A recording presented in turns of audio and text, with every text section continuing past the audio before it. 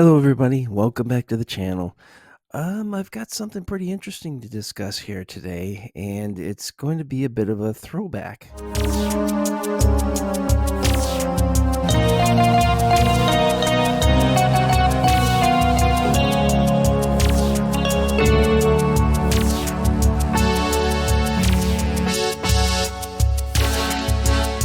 We're all looking forward to the new James Bond. Who's going to be the new actor, the new director? What are the styles going to be like? What can we expect? Where are the movie locations going to be? What will the story be? So there's so many things to think about. I started to think about what car should the next James Bond drive?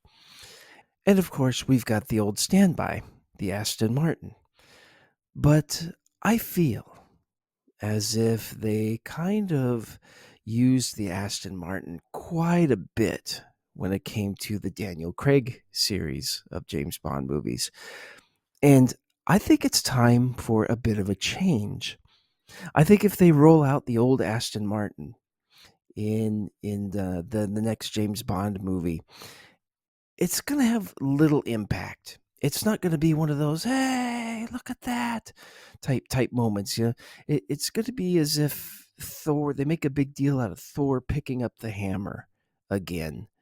I mean, it's just they've made a big deal out of certain things, so many times to where if they did it again, it's just not gonna have the impact. I think it's time to bring back another icon.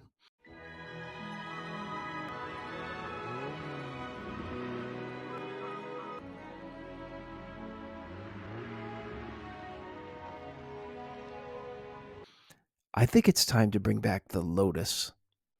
The next James Bond should bring back the Lotus.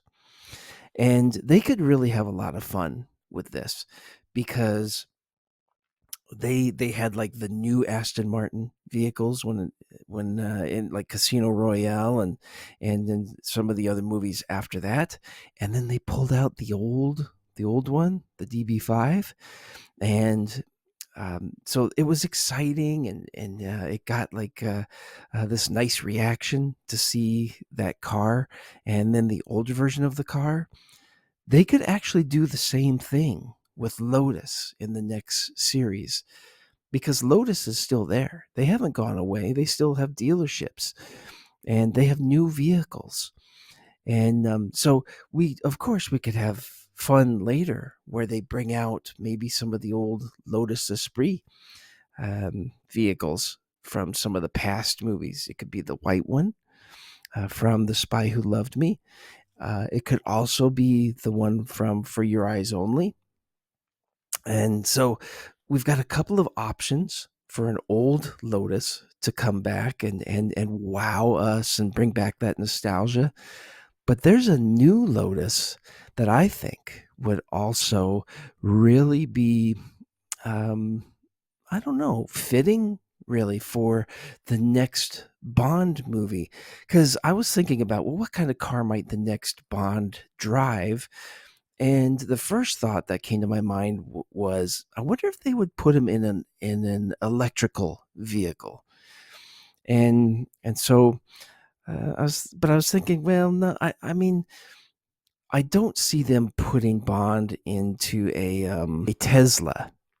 Now, there may be reasons for it. There could be political reasons for it, or it's just like, hey, we're not going to put Bond in a vehicle that just anybody can just drive if they want. Now, the reason why I'm bringing up the electrical vehicle is because Lotus has one that would really fit the bill. So now you'd have Bond in an electrical vehicle, but then at the same time, it would be the Lotus. It's bringing back something that hasn't been in a Bond movie in quite some time, and it would really be nice, I think. So there is the Lotus Theory 1 supercar.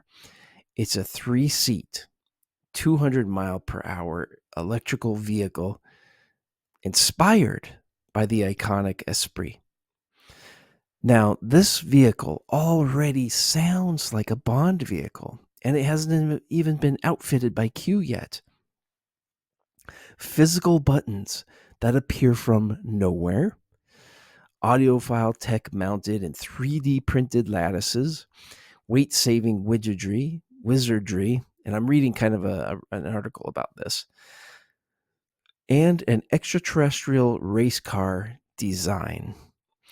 Now, this is quite the vehicle when I started taking a look at it. And I liked how this one article started out.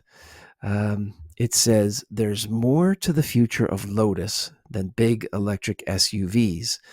That's what the British company, once famous for its lightweight sports cars, wants you to believe. And it's why Lotus has revealed a striking new supercar concept called Theory One." Now, listen to this. It says, "To be clear, this is not an electric rebirth of the Lotus Esprit, the wedge shaped 70s icon driven into the sea by James Bond, at least not yet." So they say, at least not yet. Wouldn't it be something if they brought back this car for the next James Bond movie?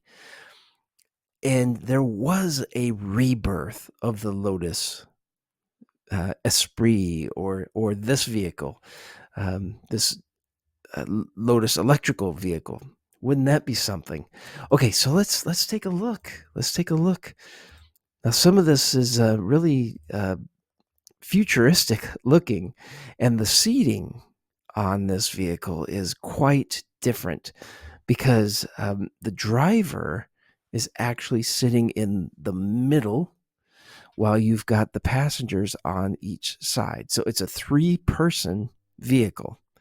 Driver sits in the middle, people are on the sides, and it's got this square steering wheel. It actually kind of reminds me of something out of like Battlestar Galactica, the old Battlestar Galactica, that steering wheel design.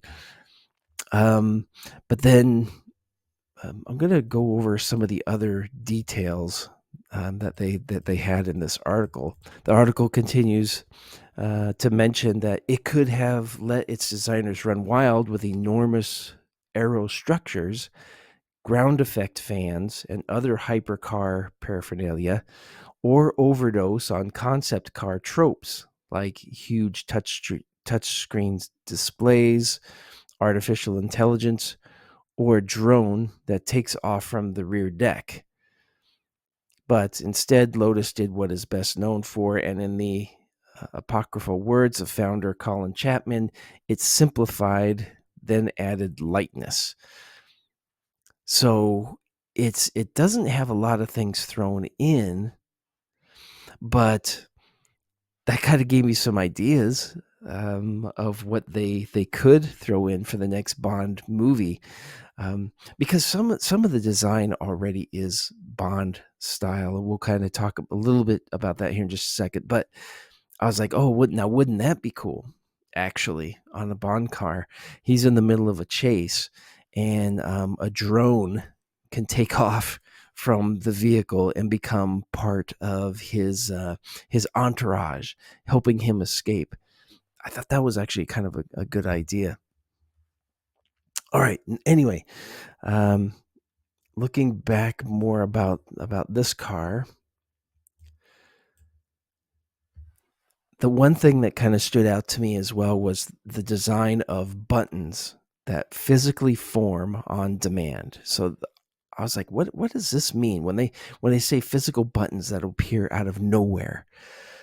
So it says it was developed by a Berlin company called Motorskins.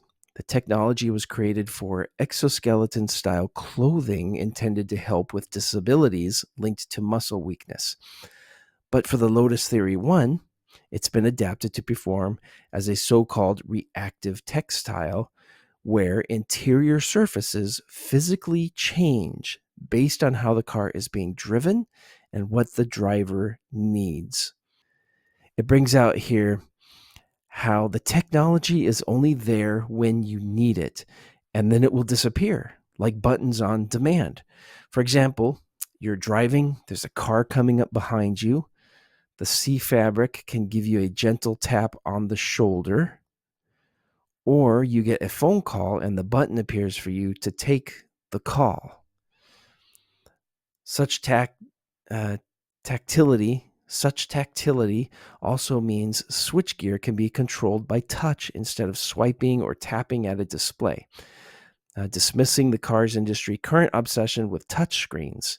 So this could be something. It's like the car even develops like a muscle memory. And so these physical buttons appear for you instead of just having a touch screen. That's pretty cool. I think that's really cool.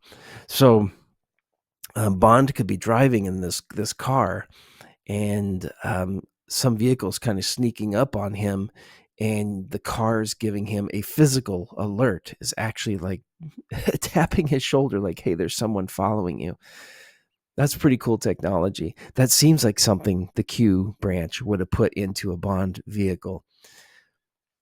So yeah, I'm kind of sold on this concept of maybe them bringing the Lotus back for the next Bond movie, and I think it's got a really cool look to it. I think they could add. It's already got some Bond style technology in it. It would be an electrical vehicle where I could kind of see where they would try to go with Bond in the next movie. And also, I was thinking about this. Have you seen some of those videos where a Tesla like just like outguns and outruns these muscle cars?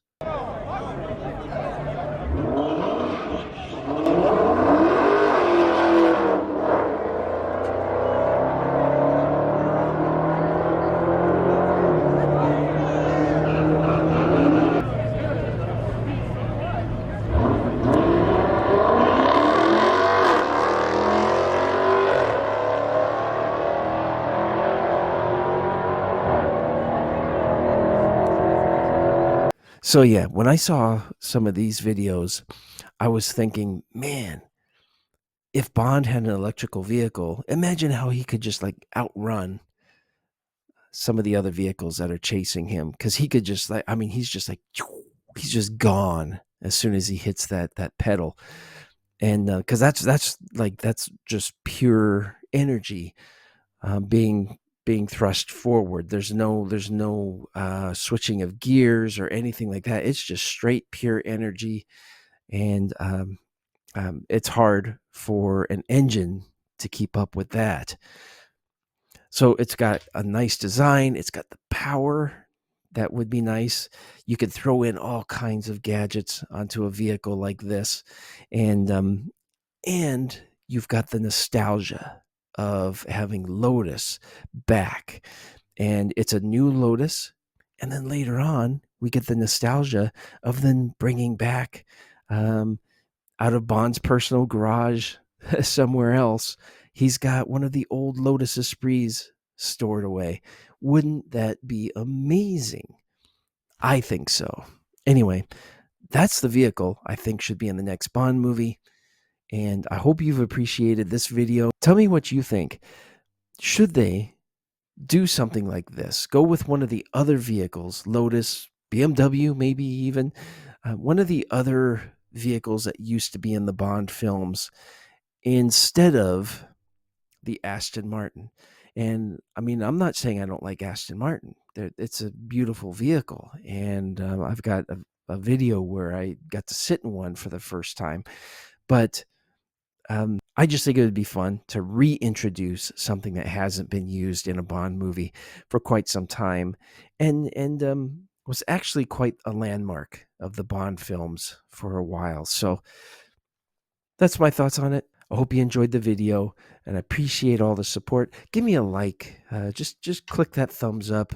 Leave a comment. It helps with that algorithm, and helps me keep continuing to grow the channel. Keeps me motivated too to keep on going, and keep posting.